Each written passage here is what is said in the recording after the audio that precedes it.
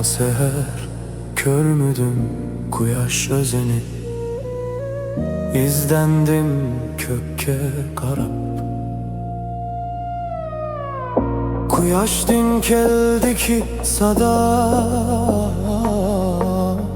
qara tuman qaplıydı kökni.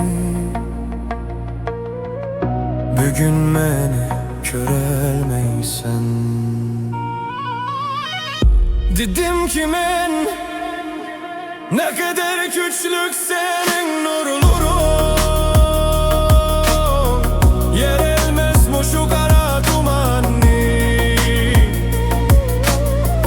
Dedi ki quyaş yer geçke cahan yoruktu gündüz. Quyaş dedi ki yine meni körmüdüm dep la cahan karanku demigin hergiz. Dedim ki men emise keçisin için karanku. Quyaş dedi ki uni soregin keçnin hoçisi aydın.